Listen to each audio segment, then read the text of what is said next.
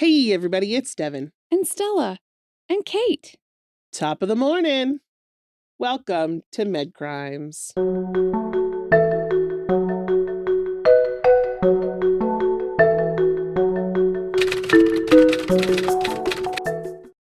It's St. Patrick's Day. Sure is. I mean, not for you guys, but for us right now, it's St. Patrick's Day. Yup. But for you, happy every other Tuesday. I can speak. This ain't going to be good. This is going to be great. I'm looking forward to it. It's going to be. You have a Devonism today? Yeah, buddy. A Devonism. Two-patta.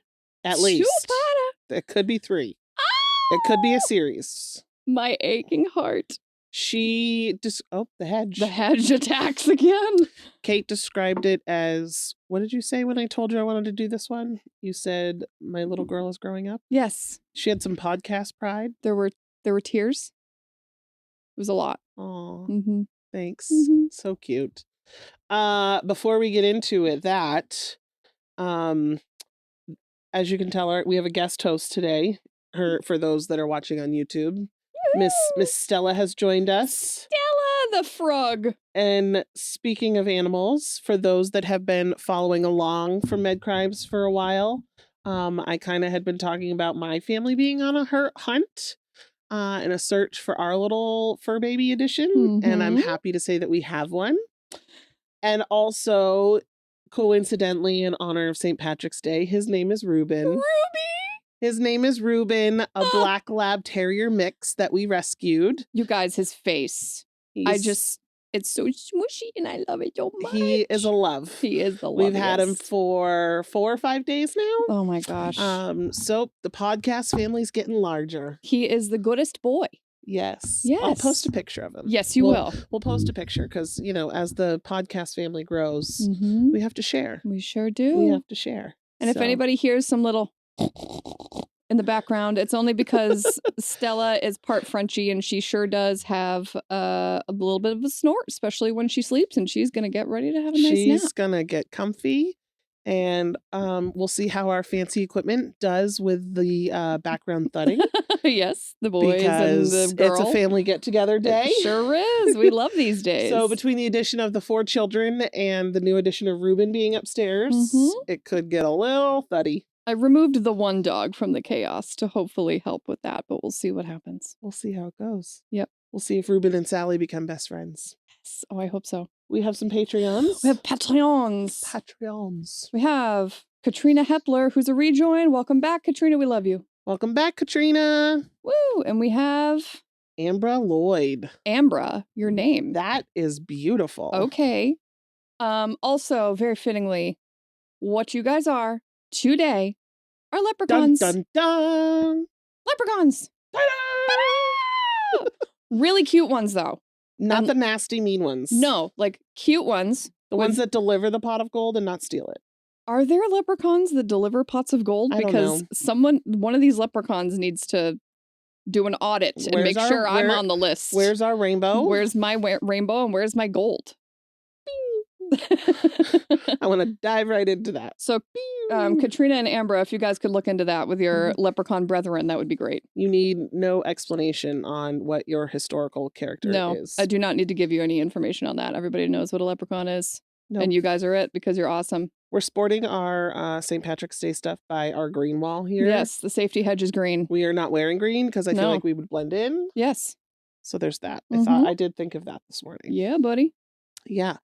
So we are going to get into a case that has been heavily requested. Oh my God. Ever since we started this, it's been, when are you guys going to do this? When are you guys going to do this? And you know what? Devon said to me. Like a month ago, I randomly said, Kate, it's my turn. Time. I think this is the first one for me for season 3.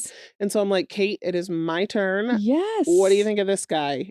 And you kind of flipped out. I kind of did because I was like, that is a big one. And I feel like that's right. I felt it in my bone, my Med Crimes bone that's like way down in there. I felt it. It was tingly. Deep in the soul. deep in the soul. Yup. So without further ado, we are going to talk about Dr. Harold Shipman. I'm strapping in. For those of you that know who he is, you're probably like, oh my God, finally! For others, you're probably like, who the hell is he? And guess what? We're going to tell you. It's one of those cases that is just so monumentous and expansive that it's one of those things we wanted to do right, you know? Yes. Do it right, do it one time, the first time, so that you don't have to repeat them like I'm probably gonna have to do with all the first ones that I did. Oh my God. Some of them would be fun to redo. Yes. Some of them would be fun to redo. And Janine Jones, not so much. Others like Tansler, no, I don't need to hear that again. We got enough of that with That can be our next one. last 2 weeks ago. That can be our next one. I'll sign with you the up. funeral home. You can do Tansler 2.0. I'll let you do it. No, I can't spend the time researching that and have it in my house. I'm just in joking. my soul. Nope. So again, here we go. So Dr. Harold Shipman is also known, whom we've covered other types with this nickname, but he is very notoriously known as Dr. Death. That's right. He's like the OG Dr. Death. He's the OG Dr. Death. Right. There's Dr. Death of Christopher Dunch, for the United States, but so we'll call him the United Kingdom Dr. Death. He's the OG UK Dr. Death. Yeah, buddy. He's also known as the Angel of Death. And he is one of the most notorious serial killers of all time. I am so ready for this. I'm so ready. I watched a documentary years ago on him, and it was just what he did and like the amount, like the scale. Yes. Is wild. It's wild. It's wild. I'm so ready. So it's definitely a 2-parter. We'll see about 3 potentially and what comes next. But so today we're going to kind of talk about his early life, his early career, kind of what built him to what he started to do. We'll touch a little bit on the cases, but not a ton. Part 2 will definitely be really juicy. So we gotta build up. We gotta build up and understand this guy a little bit. All right, I'm down. So are you ready, Stella? She's ready. She is so ready. She's ready. Oh man. Harold Frederick Shipman, also known as Fred. Fred. He was born on January 14th of 1946 on the Bestwood Estate in Nottingham, UK. Okay. Essentially, it was like a public housing. So, I forget the UK term that they called it, but it was essentially like, our terms of public housing. So his family was not very well off. They lived kind of a low income household.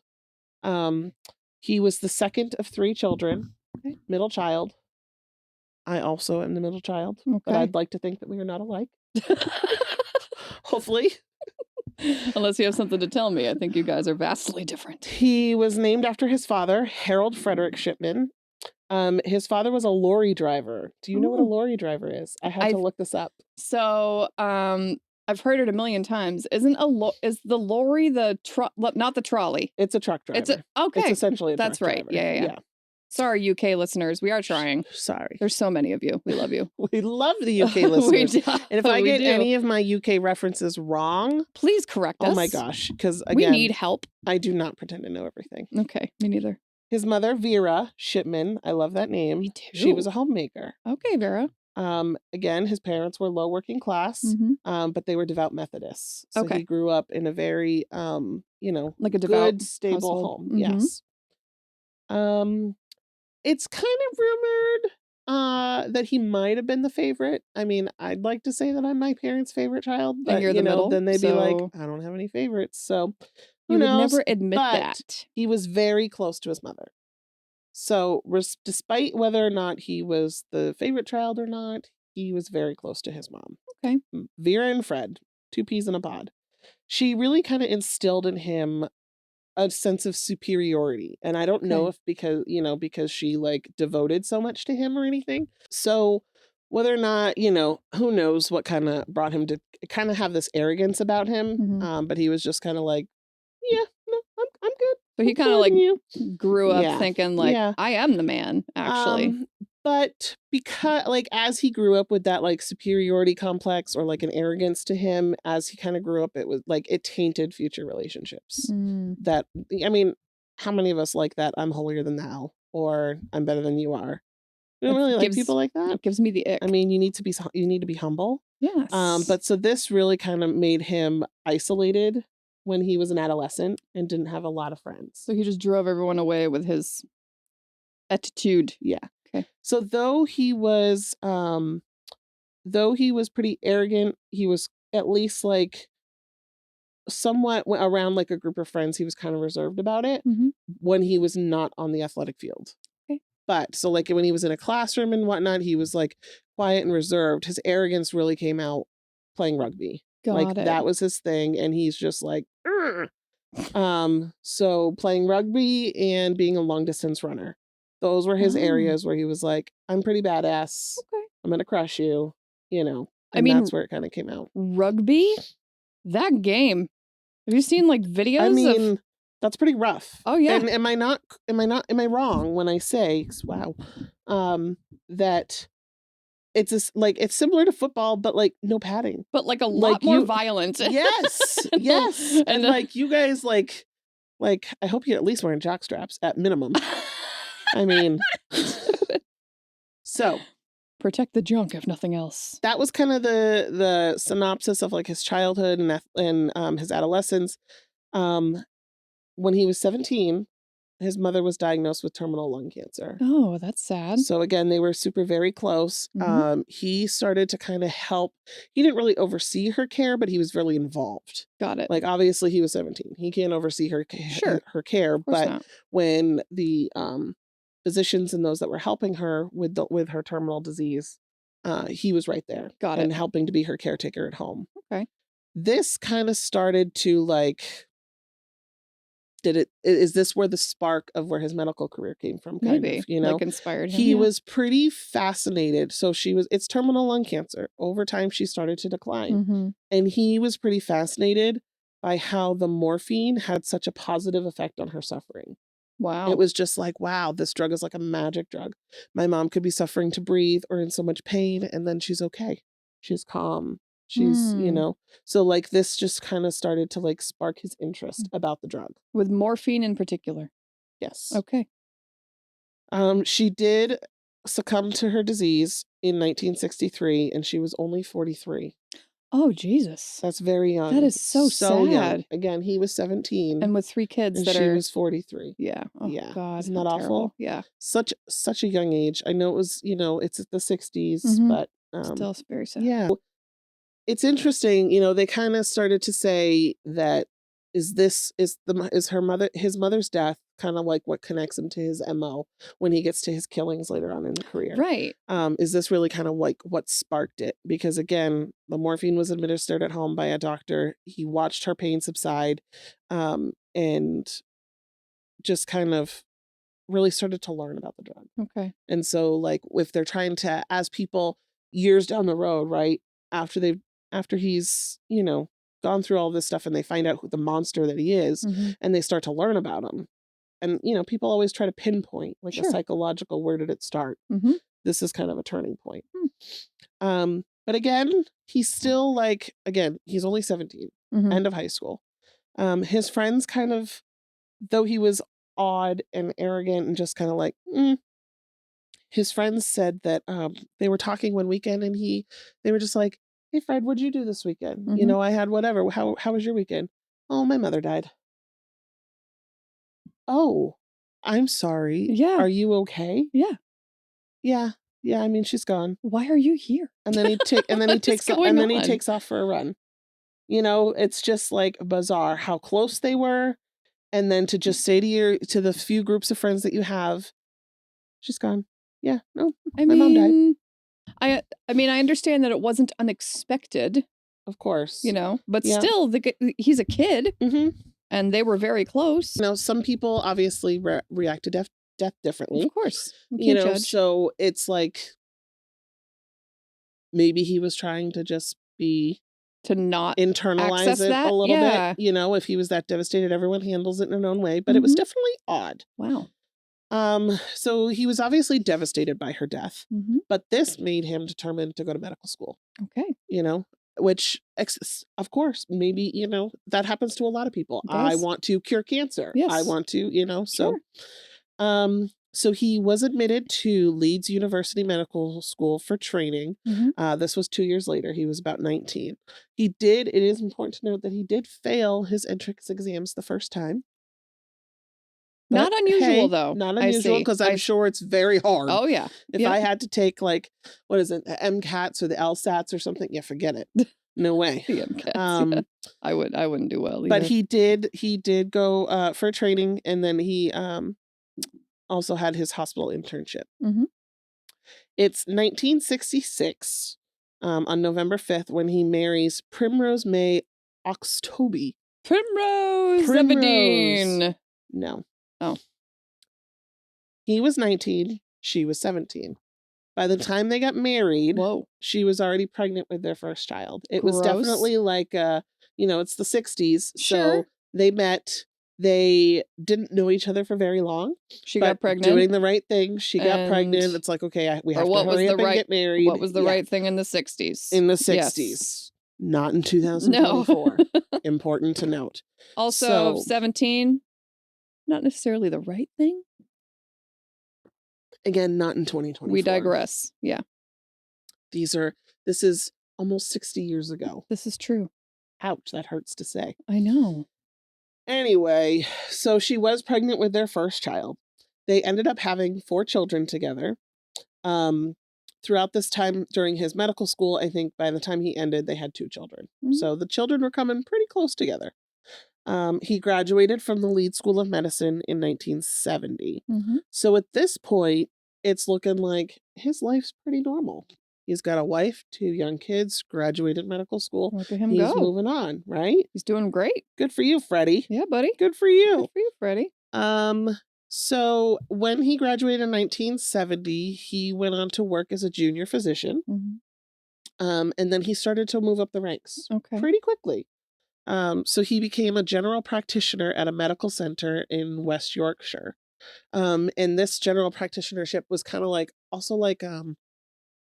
like a partnership, similar to like a law firm. They got partners. Oh, like, sure. So he's Okay. He's one of the leading providers Got it. in this medical center. Okay. It was here in the medical center in West Yorkshire between 1974 to 1976 where he first initially found himself in trouble with the law. Uh-oh. So kind of a pattern that we've done in some of these shows where they always have like somewhat of a warning sign. So he was a young doctor when he's probably been practicing 4 to 5 years at this point. Mm-hmm. When he was first caught forging prescriptions for Demerol. Ooh. Wait, forging prescriptions? He was forging prescriptions. Essentially, he was overprescribing for his patients. Got it. And then taking the reserve. Okay. So he was he obviously can prescribe. Yes. But he was prescribing for people that didn't really need it. Yep. Okay. So Demerol is an opioid, similar to the category of morphine, typically used to treat severe pain, Mm-hmm. but he was doing this for his own use. Oh. At this point in time, it wasn't for other people. He was abusing. He was abusing. Okay. He did become addicted. Oh. And his addiction ended up becoming so severe over time that he essentially had to have his wife drive him to visit his patients. Wow. At this point in time in the 60s, there's a lot of house calls. Okay. There's a lot of it's not just here's your appointment at 2:20. Sure. Yeah, it was it was very laid back. And, yes. But he would go and his wife would bring him because he couldn't drive. Got it. That's wow. This might have been the first time. It's again at this point in time they don't know for sure, but they think that this might have been around the time that his first killings started to happen. Okay. So we'll get into the numbers a little bit later on, but they don't have an overall grasp of each and every case of somebody that he's killed. Of course not. They have a generic number. Right. And they believe that this is around the first time that it might have started to happen. Wow. So he was caught forging the prescriptions for large amounts of the drugs, and he was forced to leave the practice when he was caught by his colleagues. Oh, his colleagues caught him. Yes. Uh-oh. Okay. So all the other Potney doctors were like, no. So he was fined, fired from his job, and required to attend a rehabilitation clinic in York. Okay. But he was able to keep his medical license. Okay. So, which, I mean, first offense happens nowadays. And yeah, exactly. If someone is, there are programs specifically designed nowadays for medical professionals, physicians included, who have addiction issues. And exactly. Yes, absolutely. So he did seem to get back on his feet pretty quickly when he returned to work. So after he had gone to his rehabilitation center, he went to Donnybrook Medical Center in Hyde in 1977. He spent about 15 years here. Oh, So he did 15 years, and then around 1993 is when he went to set up his own individual medical practice. okay. So he had his own Yes. practice. Okay. So he went on to develop a reputation among his patients and in the community as a good and helpful physician. Okay. He was renowned for his bedside manner, ingratiated himself as a hardworking doctor Hmm. who enjoyed the trust of patients and colleagues alike, although he had a reputation for arrogance among the junior staff. Okay. So that kind of kept along with him. Yep. So when he had his one-man practice, it was at 21 Market Street, it was called his surgery. Um, he had 5 years here before the time he was finally caught. Oh, So during the 5 years, he had approximately 3,000 patients that were solely his, wow. that he Okay. was the general provider for. Okay. And his reputation for being the good doctor was growing. Okay. Like, so again, from the outside of his small stint with a drug addiction, he's looking like his life is pretty normal. Sure. At this point, he has 4 children. Yes. He's got his lovely wife. He's a physician, growing Yep. popularity in the community. Mm-hmm. Had a little bit of an addiction, but then, It seems know. like things have sort of resolved themselves after he went to the Right. program. Yeah. And okay. But again, so he opened that in 93. Right. He is eventually was caught in 1998. Oh, So wow. it's like, Okay. what happened in this time frame? Right. Yes, This is exactly. what took, not a lot of certainty during those years Mhm. until he was finally caught. Right. Then they all started coming out like, oh my God, Okay. oh my God, this happened. So, Oh which we're boy. going to start to get into. Occasionally he had some scrutiny, but never anything that was concrete. Mhm. In 1985, a number of his colleagues were disturbed. This was before his private practice. They were kind of disturbed to find that he had a number of deaths, a lot higher ratios than what they had. Oh, okay. So and they just like it was a suspiciously high rate, a Interesting. lot more Like than his others. mortality and morbidity rate was Right, high. right. Hmm. It was noted that an interesting fact that most of his patients, because again, they did a lot of home visits at that time. Yeah. Most of his patients were fully clothed or usually sitting upright in a recliner or in a chair. Never were any of his patients really found to be in a bed or like in a nightdress. So Like they're like receiving end of life care, right? oh, weird. Yeah, So so it's like they're all just like just sitting in a chair in the living room. very conveniently Yeah, like yeah, almost staged type right. of situation. So there was a small covert investigation that came with this when his colleagues had a suspicion, but he was cleared. It appeared Oh, that his okay. records were in order. But little did they know at the time that he was really altering his paperwork to avoid detection, which we're going to get into later Okay. when we're looking at the investigation. Mhm. But that's at this point, that's what he's doing is Okay. he's altering the medical records. We'll get to the detail. But so Okay. this was a very quick, quiet investigation. Okay, something like more internal. Nothing, yeah, Yep. and nothing really came out of it. Okay. So that was, what did I say, 1985? Yeah. So 1998, the undertakers in his community, so the funeral home folks, become suspicious of the number of Shipman patients who are dying. And are they when patients are being like removed after they die, at this time in the UK are like the funeral home staff are coming and removing these people, Mhm. right? So are they noticing that everyone is just so very conveniently sitting upright with their hands folded We'll in the get there. chairs? Okay, sorry. We'll get I'm there. doing a Devon. You're doing a Devon. I'm doing a Devon. You're doing a Devon. We'll get there. Okay. So the neighboring medical practice further discovered that the death rate again was 10 times higher than their own medical practice. Okay, that So there at this point, he has his own practice. That's 1998. red He's been flag. practicing for 5 years. Mhm. Shipman's death rate is 10 times higher. When he's Whoops. certifying the death certificates, He's doing it and the 10 times undertakers more look at- often. Yeah. Yes. That's a red flag. They reported their concerns to the local coroner, and then the Greater Manchester Police were called. This could have been the end of his terror, but it wasn't. Okay. Again, The police investigation failed to carry out basic checks during this time. Oh. They didn't even look into whether he had a criminal record, because if they did, they would have found that he had forging prescriptions in So the they past. didn't even look into that. No. Nope. Come on. So 2 investigations at this point in time, nothing. Wow. And again, during this time, they're looking into the victims' records. The death certificates are certified as old age. Sure. Most of his victims Like were natural older. deaths, He yeah. had a few that were younger. But again, nothing. There was false illnesses on the medical record, and nothing outside of the rate was looking even more suspicious. Got it. Because he had already been cleared once before. Right. Suspicion is still growing. Mm-hmm. People are talking.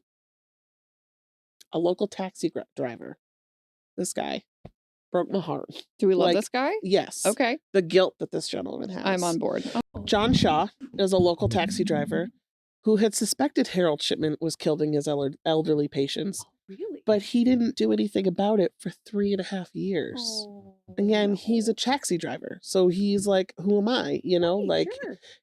this is a community physician with a renowned reputation.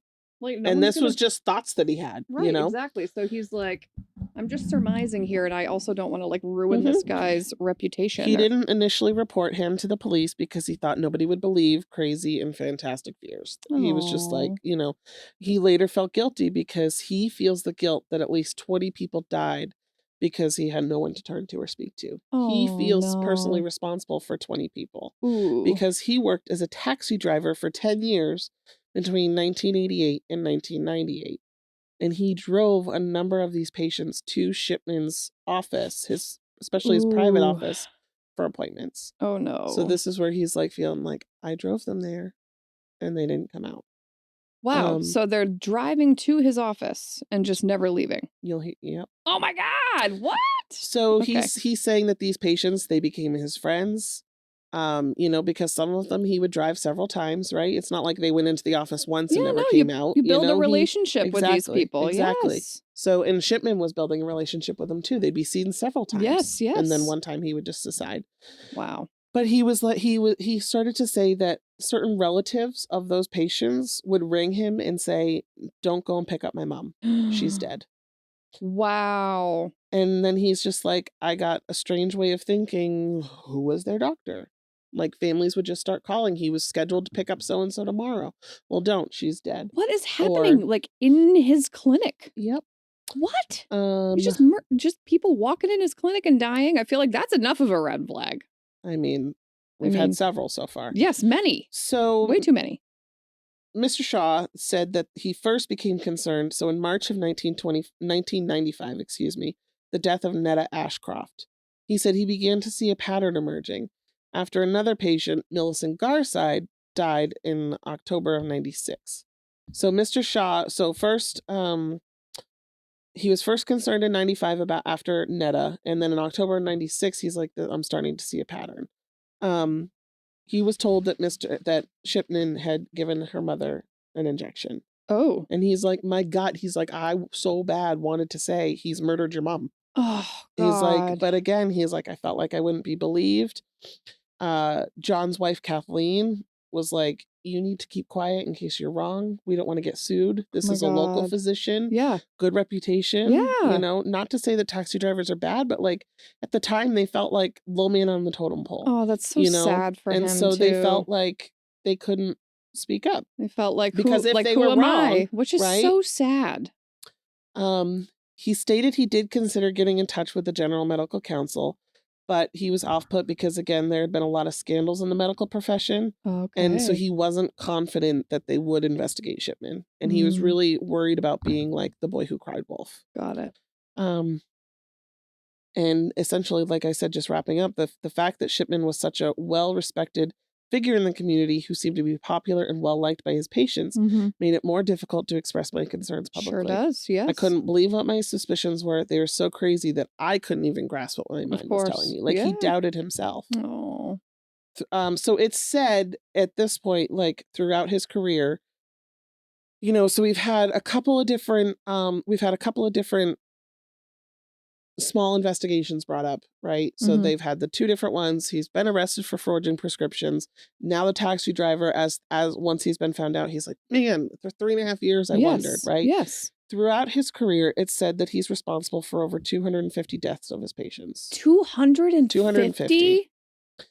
Over 150 of them were specifically investigated, which we're going to get into a Okay. lot of them in part 2. We can't talk about Wow. 150. Right. But over 150 of the deaths were investigated. And no one knows exactly how far the extent of everything went. Exactly Because how. it's Yeah. so hard. It's impossible. But at one point, again, to talk about like the pattern and different things that were being seen, he had 8 deaths in 1 month, approximately 6 patients on 1 street. What? Again, for the taxi driver to be like, oh my God, okay, she's Oh my dead. She's dead. Like God. 6 of his patients were all on 1 street. Oh, Jesus. That's insane. And 5 patients were killed in his own office. So Wow. again, where they were brought and Yep. then didn't come out.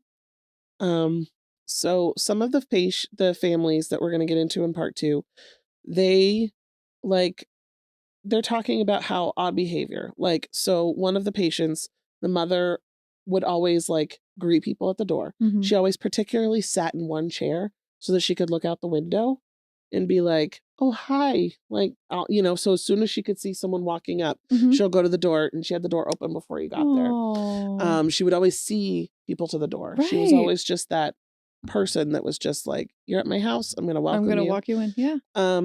One day a neighbor recalls seeing that she doesn't bring Shipman to the door when he's leaving. He's doing a home visit, but she doesn't bring him to Oh. the door. Okay. And then they kind of noticed when they found her that it was odd because she was seated at the couch that was up against the window, and she always faced the window so that she could see. Like, she never sat in that spot. So why That's would where she guests would sit? sit. Yeah. So So why these are would the she? suspicions that certain Oh, people would have as wow. to, How this did is she end really up in that spot? suspicious. Exactly. So Wow. that's the type of stuff that we're going to get into in part 2. Oh my God. Yeah.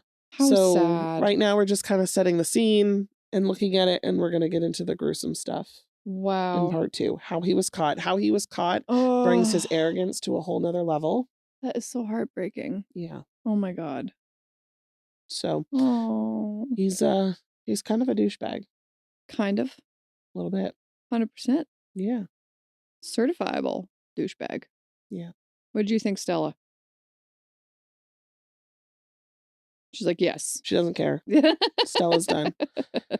Thank you for listening to our short but sweet intro into Dr. Harold I Shipman. cannot wait to get into the other stuff. Part 2 is going to be pretty detailed. Woo! Part 2 is going to be pretty detailed. I'm so I kind of ready. just wanted to set the stage a little bit. Yeah. That's a good place to, it's a good transition point. Yeah, because once we get into, because again, they really don't know these things until they fully investigate. Sure. And it's pretty graphic.